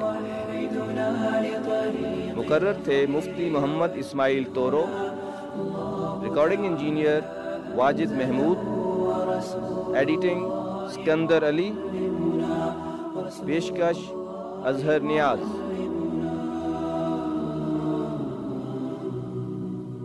هو معجزة الله الكبرى عن سر الكون يحدثنا. الله تعالى أنزله ورسول الله معلم. كتاب الله لا شيء سوى يهذبنا العمل به كتاب الله لا شيء سوى يهذبنا. پروگرام پیش خدمت ہے قرآن آسان ہے. مفتی محمد اسماعیل تورو سے قرآن پاک سیکھنے کی سعادت حاصل کرتے ہیں. Recording engineer Wajid Mahmood. پیشکش اظہر نیاز. قرآن آسان ہے. هو معجزة الله الكبرى عن سر الكون يحدثنا الله تعالى أنزله ورسول الله معلمنا. بسم اللہ الرحمن الرحیم. قرآن کی تفسیر آپ حضرات کے سامنے چل رہی تھی. آیت نمبر 43. اللہ تعالیٰ کا ارشاد ہے کہ نماز قائم کرو اور زکوٰۃ کا اہتمام کرو اور رکوع کرنے والوں کے ساتھ رکوع کرو. نماز، زکوٰۃ اور جماعت، اس آیت میں 3 چیزوں کا تذکرہ ہے. لیکن اس سے پہلے جو ایک بات رہ چکی تھی وہ آپ حضرات کے سامنے بیان کرنی ہے کہ دین کی تدریس اور تعلیم، چاہے اسکول کالج میں ہوں، اسلامیات کے پروفیسر، یا دینی مدارس میں ہوں، یا امام ہو یا قاضی ہو، تو اس کی تنخواہ جو ہے شرعاً جائز ہے. اس پر میں نے کافی دلائل دے دی ہے. والعاملین علیہا. 2، امام کے کپڑوں کے لیے چندہ ہوا جیسے کہ بخاری شریف میں ہے. 3، ان حق ما اخذتم به الاجر القرآن. بہترین وہ چیز جس سے تم اجر لو وہ قرآن ہے. اور حضور اکرم صلی اللہ علیہ وسلم کو جب نبوت ملی کوئی کام نہیں کیا ہے، نہ دفتر، نہ دکان، نہ کاروبار، اور مجنبی کے امام اور شرعی فیصلے اور تنخواہ ملتی تھی. ابوبکر، عمر، عثمان، علی نے رضی اللہ عنہم نے بڑے کاروبار کیے ہیں، لیکن خلافت مل گئی نا، پھر 2 کام تھے، شرعی فیصلے کرنا اور نماز پڑھانا. تو ان کو تنخواہ ملتی تھی بیت المال کی طرف سے. بہرحال تو تنخواہ لینا جو ہے تدریس اور امامت کا جائز ہے. اسی طرح اتخذ مؤذنا لا یأخذ علی آذانہ اجرا. ابو داؤد کی روایت ہے کہ ایسا مؤذن رکھو جو اجر اور اجرت نہ لے. اس لیے فرماتے ہیں جو مسجد کا مؤذن ہو وہ مؤذنی کے ساتھ مسجد کی خدمت بھی کرے اور تنخواہ خدمت کی لے لے تو یہ شرعاً جائز ہے. بہرحال یہ آپ حضرات کے سامنے دلائل گزر گئے. آج کا جو ہمارا سبق ہے وہ یہ ہے کہ نماز کی پابندی کرو. حدیث شریف کے اندر آتا ہے مروا اولادکم بالصلاۃ اذا بلغوا 7 واضربوہم بها اذا بلغوا 10. اپنی اولاد کو نماز کا حکم دے دو جب وہ 7 سال کے ہو جائیں، اور ان کو مارو، معمولی مارنا، ڈر جائے بس. جب وہ 10 سال کے ہو جائے نماز نہ پڑھے اور ان کے بسترے جدا کرو. تو نماز کا ذکر قرآن میں 110 مرتبہ سے زائد آیات میں موجود ہے. نماز میں سستی نہ فرمائیں. اگر ایک آدمی نماز نہیں پڑھتا ہے اور سوتا، کھاتا اور پیتا ہے تو وہ کرتا کیا ہے؟ یہ نماز ہی تو ہے. اس لیے حضرت عمر رضی اللہ عنہ نے فرمایا من ضیع الصلاۃ فهو لما سواها اضيع. جو نمازوں کو ضائع کرے گا وہ ہر چیز کا بیڑا غرق کرے گا. نماز کی پابندی فرمائیں. صلی قائما، بخاری شریف کی روایت ہے، کھڑے ہو کر نماز پڑھو. وَإِن لَمْ تَسْتَطِعْ فَقَاعِدًا، اگر نہیں تو بیٹھ کر نماز پڑھو. اگلی حدیث ہے وَإِلَّا تُمِيمًا، اشاروں سے پڑھو لیکن معاف نہیں، تیمم سے پڑھو لیکن معاف نہیں، وضو کرو لیکن معاف نہیں، پانی استعمال نہیں کر سکتے ہو تیمم کرو لیکن معاف نہیں. ہم مہمان کے لیے چھوڑ دیتے ہیں نماز. مسجد دور ہے، گھر میں پڑھ لیں گے. دفتر دکان دور ہے، وہاں جائیں گے. مہمان آیا تھا، نماز چھوڑ دی. کھانا کھا رہا تھا، نماز چھوڑ دی. اگر کسی کے پاس ملازم ہے، باس کے پاس، وہ گھنٹی بجائے یہ بھاگ کے چلا جاتا ہے. مہمان چائے اور کھانا چھوڑ دیتا ہے. کیوں؟ باس نے بلایا ہے، صاحب نے بلایا ہے. لیکن اللہ کا مؤذن بلاتا ہے اور یہ کبھی بہانہ کرتا ہے کہ مہمان آئے ہوئے ہیں، کبھی بہانہ کرتا ہے کہ کھانا کھا رہا ہوں، کبھی کچھ. یہ کمی ہے. دفتر دکان پابندی سے سائرن بجتے ہی ہم پہنچ جاتے ہیں کیوں؟ کلا بل تحبون العاجلہ وتذرون الآخرہ، تم نقد لیتے ہو تنخواہ اور ادھار جو ثواب ہے آخرت کا اس کو چھوڑ دیتے ہو. اس طرح نہیں کرنا چاہیے. لہذا نماز کی پابندی فرمائیں، عورتیں بھی اور مرد بھی، اور شوق کے ساتھ اور محبت کے ساتھ اور پابندی کے ساتھ، اور فجر کو اٹھ کر ایسی نماز جس میں وضو صحیح ہو، نماز صحیح ہو، 13 فرائض، 14 واجبات، 22 سنتیں، یہ سیکھو، کتابوں میں ہیں. اس کے ساتھ آہستہ آہستہ ترجمے کو سوچ سوچ کے نماز پڑھو کہ یہ میری آخری نماز ہے. تو انشاءاللہ یہ نماز جو ہے ان الصلاۃ تنہی عن الفحشاء والمنکر، نماز بے حیائی کی باتوں سے روکتی ہے. وآتوا الزکاۃ، زکوٰۃ کا اہتمام کرو. حدیث میں آتا ہے جس کے پاس 20 مسقال سونا ہو یا 200 درہم چاندی، یعنی 7.5 تولہ سونا یا 2.5 تولہ چاندی، اس پر زکوٰۃ فرض ہے. تو یا سونا یا چاندی. تو چاندی کی قیمت آج کل نصاب کتنا ہے پتہ ہے؟ 45,000 روپے. جس کے پاس 45,000 روپے ہو اس پر زکوٰۃ واجب، وہ زکوٰۃ نہیں لے سکتا، قربانی کرے گا، چاہے مرد ہو یا عورت، بالغ ہو اور شادی شدہ ہو یا غیر شادی شدہ، لیکن بالغ ہو تو اس پر زکوٰۃ اور قربانی ہے. زکوٰۃ دو گے مال میں برکت ہوگی، نہیں دو گے آپ نے غریبوں کا حق دبایا ہوا ہے. حضور کے سامنے صلی اللہ علیہ وسلم عورتیں گزری، ان کے ہاتھ میں کنگن تھے. 15-16 سال پردے کا حکم نہیں تھا، عورتیں سامنے آتی تھیں. جب پردے کا حکم آیا پھر حضور کے سامنے عورتیں نہیں آتی تھیں. یہ بات یاد رکھو. میڈیا کے بعض پروفیسر کہتے ہیں کہ دیکھو حضور کے سامنے عورتیں آئی ہیں، دیکھو یہ حدیث ہے، یہ حدیث ہے، یہ حدیث ہے. تو مولوی ایسے اس پردے میں سختی کرتے ہیں. جواب یہ ہے کہ 15 سال پردے کا حکم نہیں تھا، عورتیں آتی تھیں. پردے کا حکم آیا تو پھر اس پر عمل ہوتا تھا. اللہ ہم سب کو سمجھ عطا فرمائے. عورتیں گزری، حضور نے فرمایا اس کی زکوٰۃ دو، اور نہ قیامت کے دن انہی کھنگنوں کو اور زیورات کو لال کر کے جہنم میں ڈال کر کے آپ کو پہنائے جائیں گے. عورتیں زیورات پر فخر کرتی ہیں لیکن یہ پتہ نہیں ہے کہ زکوٰۃ دینا یا نہیں دینی ہے. لہذا زیورات کی قیمت فروخت لگاؤ گی، عورتیں زیورات کی قیمت فروخت لگائیں گی، اور جتنے کی وہ بکے قیمت فروخت.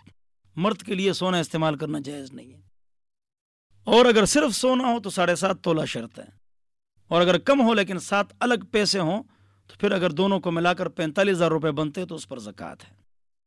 زکوٰۃ دو، مال میں برکت ہوگی. 6 افراد کو زکوٰۃ نہیں دے سکتے ہو، باقی سب کو دے سکتے ہو. یہ بعد میں لکھ بھی لو. نمبر 1 سید کو، 2 مالدار کو، 3 جن سے تم پیدا ہو، 4 جو تم سے پیدا ہے، 5 میاں بیوی کو، 6 بیوی میاں کو زکوٰۃ نہیں دے سکتے. باقی کزن کو، چچا کو، ماموں کو، بھائی کو، بہن کو، غریب ہوں ان کو زکوٰۃ دے سکتے ہو. بھائی کو زکوٰۃ دینا جائز ہے، سب سے افضل یہی ہے، چچا، ماموں، کزن. لیکن بیٹا اور بیٹی کو تو زکوٰۃ نہیں دے سکتے ہو. لیکن بہو اور داماد اگر جدا ہو، ان کی ہانڈی جدا ہو تو اس کو آپ زکوٰۃ دے سکتے ہیں، یہ جائز ہے. زکوٰۃ کا اہتمام کریں. وَارْكَعُوا مَعَ الرَّاكِعِينَ، اور رکوع کرنے والوں کے ساتھ رکوع کریں، جماعت کے ساتھ نماز. الجماعت سنت من سنن الہدی لا يتخلف عنها الا منافق.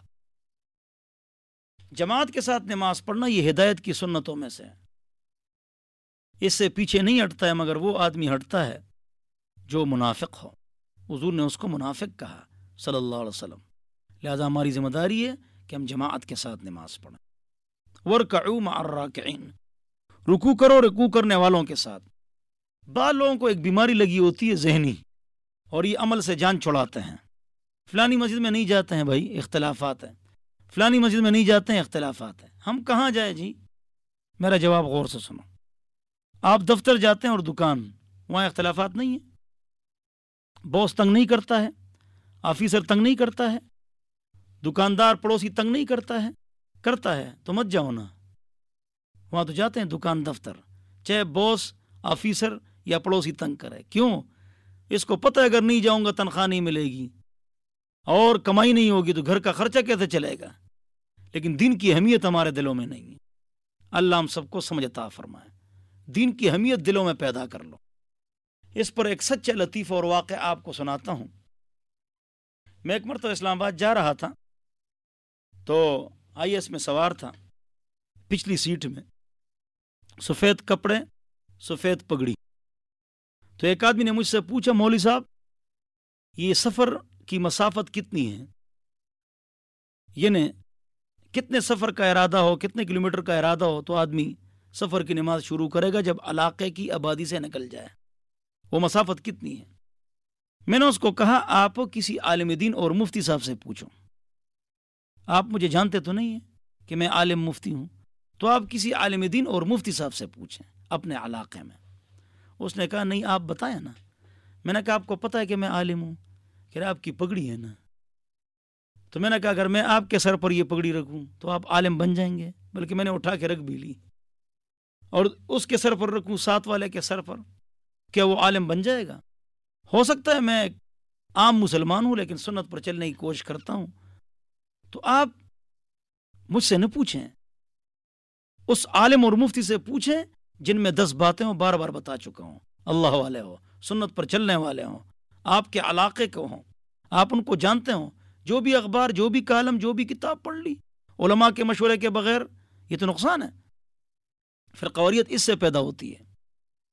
تو میں نے اس کو کہا کہ نہیں۔ تو اگلی سیٹ پر 2 آدمی بیٹھے ہوئے تھے، انہوں نے کہا بتاؤ نا مولوی صاحب۔ تو میں نے کہا تم بتاؤ نا، تم بتاؤ، کہ ہم کو نہیں آتا ہے۔ تو میں نے کہا پھر مجھے کیوں کہتے ہو؟ اپنے علاقے کے عالم سے پوچھ لو، جاؤ کسی بڑے مدرسے میں پوچھ لو، مفتی صاحب سے پوچھ لو۔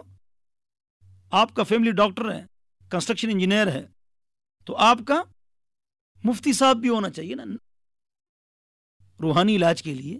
مفتی صاحب جن کی طرف آپ رجوع کریں وہ اللہ والا ہو، مخلص ہو۔ انہوں نے کہا نہیں، بتاؤ نا۔ سب نے کہا بتاؤ نا۔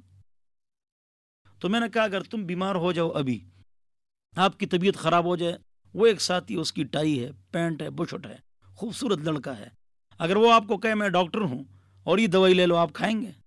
اس نے کہا مجھے کیا پتا ہے، کہیں مر نہ جاؤں۔ تو میں نے کہا اگر وہ یہ کہے کہ میں ڈاکٹر ہوں تو پھر لے لو گا؟ پھر بھی نہیں لوں گا، کہیں مر نہ جاؤں۔ تو میں نے کہا ایک جسم کی اہمیت ہے، ایک روح کی۔ روح کی اہمیت جسم کی اہمیت سے زیادہ ہے، تو روح کا خیال نہیں ہے، جسم کا خیال ہے۔ تو جسم کے لیے ہم کتنا خیال کرتے ہیں، اگر وہ ڈاکٹر ہو بھی تب بھی بات نہیں مانو گے، اگر وہ کہے کہ میں ڈاکٹر ہوں پھر بھی بات نہیں مانو، اگر وہ ڈاکٹر نہ کہے تب بھی اس سے علاج نہیں کراؤ گے، لیکن میرے پیچھے لگے ہوئے کہ بتاؤ یہ مسئلہ اور بتاؤ یہ مسئلہ۔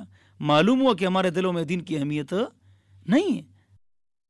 میں اس دن راستے پر چل رہا تھا صدر میں، ایک آدمی چشمہ فروخت کر رہا تھا، چشمے تھے اس کے پاس، گلاسز۔ اس نے کہا مفتی صاحب ایک مسئلہ ذرا بتاؤ۔ میں نے کہا آپ مجھے جانتے ہیں؟ کہہ رہے ہاں میں آپ کو جانتا ہوں، آپ مفتی صاحب ہیں۔ میں نے پھر مسئلہ بتا دیا اس کو۔ جواب یہ کہ اس عالم سے مسئلہ پوچھو جس کو تم جانتے ہو، آپ ان سے واقف ہو، اچھی سوچ کا مالک ہو، پاک عقیدے والا ہو، سنت کے مطابق اس کی زندگی ہو۔ جس داڑھی والے سے اور پگڑی والے سے اور ٹوپی والے سے پوچھ لیا، یہ بات نہیں چلے گی۔ اللہ ہم سب کو سمجھ عطا فرمائے۔ آگے جو بات ہے وہ یہ ہے، نیکیوں کا حکم کرتے ہو اور خود عمل نہیں کرتے ہو، یہ بہت اہم مسئلہ ہے، لوگ سمجھتے نہیں ہیں اس مسئلے کو۔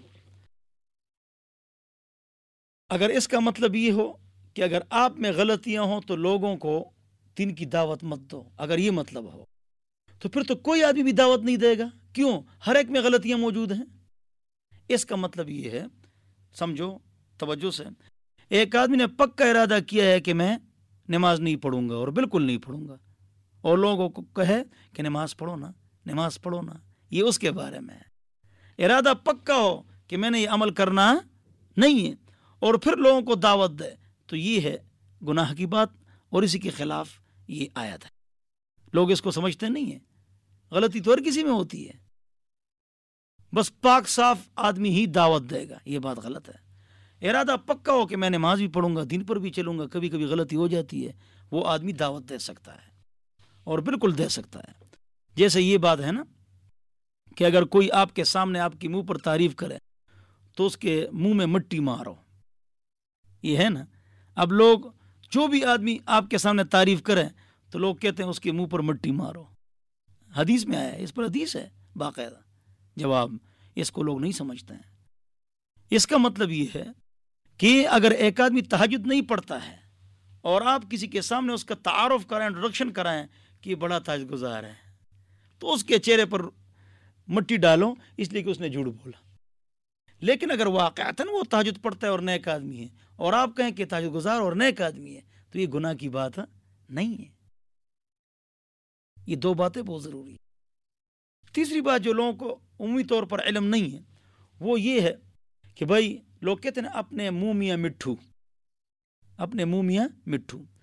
جواب یہ کہ بعض اوقات اس طرح ہوتا ہے جیسے انٹرویو میں یا عام حالات میں آدمی اپنی تعریف کر سکتا ہے.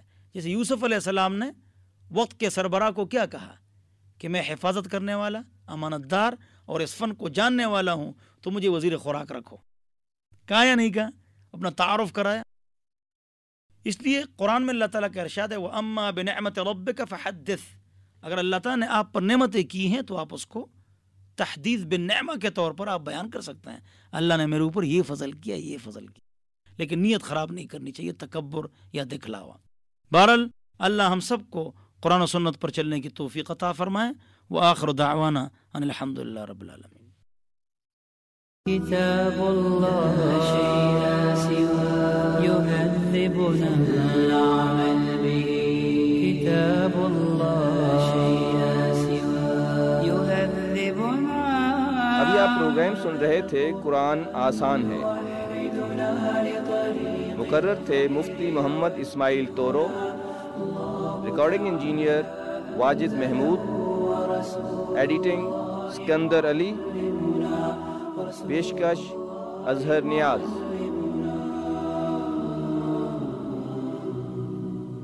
هو معجزة الله الكبرى عن سر الكون يحدثنا.